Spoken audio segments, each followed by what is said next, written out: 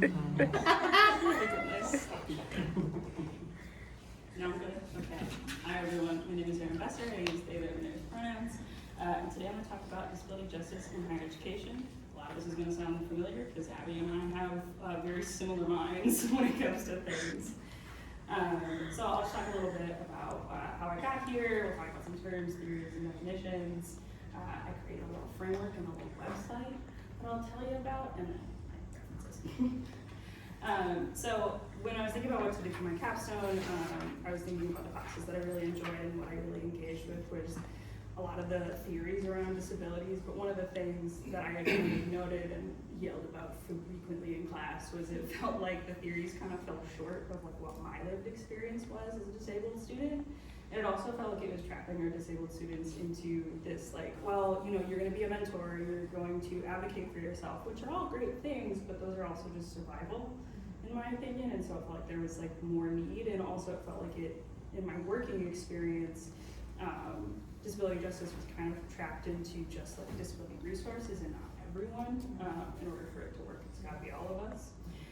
I also want to say up front, I think it's really important to note that I am a white disabled individual, so there is a lot of privilege in that.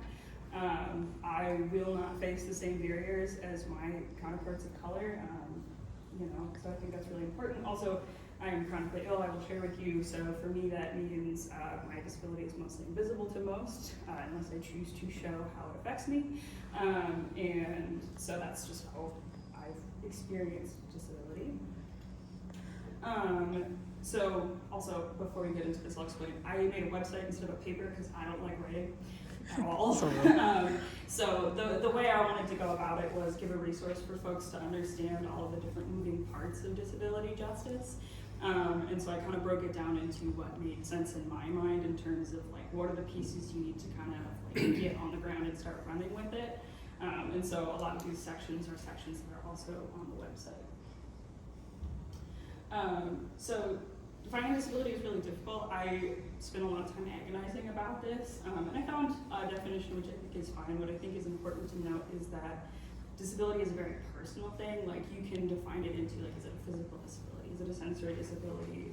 But even like I have Crohn's disease, and the way I experience it is going to be different from somebody else. There's a whole different way you can experience it. And so I I explained some of the things in the different categories that you can use to sort of define it for yourself. But what I think is important is more the models of disability, which Abby already touched on a lot of them, so I don't have to. But the one that I tend to use is the critical realist model of disability, which recognizes the social part of, there's a lot of stuff in society that is not accessible to people, and that is what is disabling. But there is also the secondary part of some folks will still experience disablement because their brains and their bodies work in a specific way. Like my immune system is not going to work any better because there's not ableism in society, unfortunately. But I think that that's my personal model that I like to use. Some of the theories that I think are important when it comes to disability justice is obviously group theory first, which you've heard 3 times now, but I'll explain it for the folks that have just joined us. But it's just this idea that society has put us in this binary of what is normal, so able-bodied, and what's not normal, which is disabled. It challenges this assumption that disability is a deficit. The next thing that I wanted to mention is critical race theory. I noted at the top that I'm a white individual. Disability has often been used as a way to oppress folks of color. Very specifically, it has been used to it's been used as a tool of genocide against people of color, because when folks are disabled, they are deemed lesser than, and it is okay for them to just go away. Like we're seeing that right now in the war in Gaza. Like, well, there's all these like cripples, they don't have their legs, they don't have whatever, and so it's okay for them to just be gone. And so I think it's important to recognize race as a key integral part of how people experience disability. And then the last thing is epistemologies. This was new to me on this round of like reading through a whole bunch of literature, but it's this idea that when we're asking to include disabled people, it is not including in the way of like, well, we're going to give you accommodation so that you're, quote, normal. We want to actually include like your cultural wealth, the things that you know, the way that your experiences are different. And I thought that was really cool. I would super recommend the title of the piece that introduced me to this is Every Child Left Behind, which I thought was really interesting. Super would recommend the read. And then I just want to talk a little about how things are going right now for justice and higher education. I think it's really important to note we just went through a mass disabling event with COVID-19. Either people got long COVID like instigated an autoimmune disorder. It was also really big in, it was interesting to see how people reacted to disabled folks and their value and the value on their lives. I remember really struggling at the end of COVID when it was like, well, the only people who die from it are people who already have underlying conditions. It's like, well, why does my life get valued less? Just because I, quote, have an underlying condition. Like, why do y'all get to go have ragers in Florida while I'm still masking to this day and, still don't go to things because I don't want to get sick? I think we're also seeing a quote increase in students with disabilities because we're also hitting the point where students who were born when the ADA was passed are coming to college.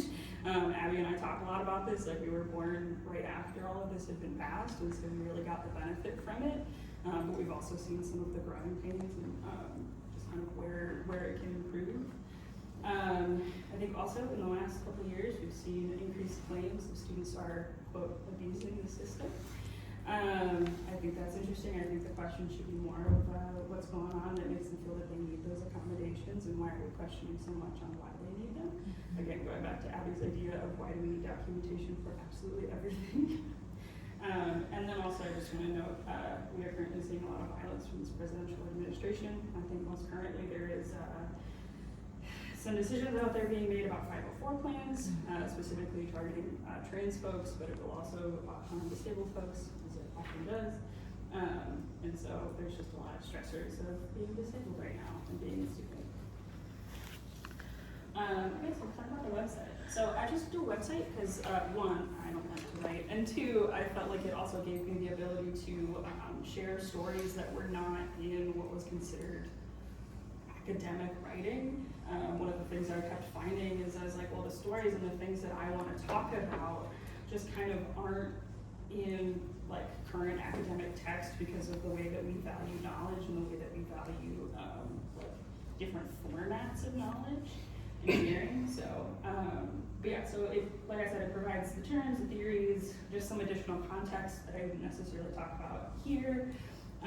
It outlines the framework that I'm going to talk about, and then I also it is meant to be a beginning, not a standalone.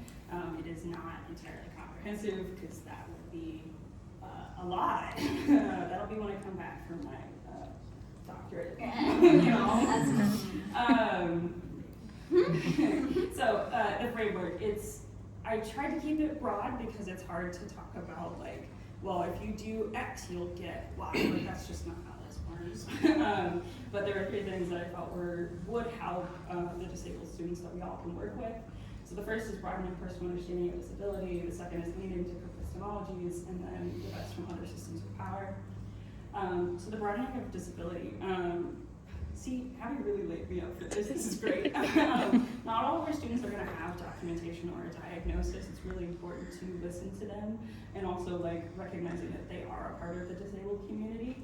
It's also, there are some like more socially acceptable, like I can count so many people in this room that technically have a disability because they're wearing glasses and I don't know how many are wearing contacts. And so it's just kind of like making these understandings and recognitions of more people are disabled than we can like think about. I think a person who's really great about this is Imani Barbarin. She's Crushes and Spice on Instagram and such. She has a lot of great takes on like, hey, you may not realize you're disabled, fun facts. The next one is like leading into epistemologies. Man, I wrote good things. Sorry. I don't remember writing this. But just like this is the really not encouraging assimilation to able-bodiedness when it comes to programming and accommodations. Something that I've been talking a whole lot with Jane is trying to see students without saving them. So, disabled students, they've got it They know how to do the things they gotta do. If they really need help, they'll ask. They probably won't, but sometimes we just wanna talk about, hey, this is really difficult, hey, I'm really struggling today. I don't need you to fix me, I don't need you to tell me, have you tried yoga? Just hang out with me, sit with me through it. Embracing the principles of universal design for learning, and then just building more flexibility into policies and procedures. You can learn about trauma-informed education, because that's really great for that. And then the other thing is divesting from other systems of power. Oppression is interlinked, especially when it comes to ableism. It's just another system to consolidate the white heterosexual able-bodied power. Oh my goodness, look at me and Abby agreed on something. Don't require documentation. Listen, she was sharing her thing and I went, well damn. Yeah, I'm gonna say the same thing. Moving away from this neoliberal idea that producing is what makes you valuable, so like when you're comforting a disabled student, maybe not being like, oh look at all the things you can do. Like, that's not what I wanna hear. I'm sad because my insides hurt. I know I can do a whole lot of things, but I don't wanna be upset right now. And then just also introducing the concept of interdependence to your students and peers. That's a big thing in grip theory, and it was along with other cultures. And I think that's just important. Thank you for listening. Yeah.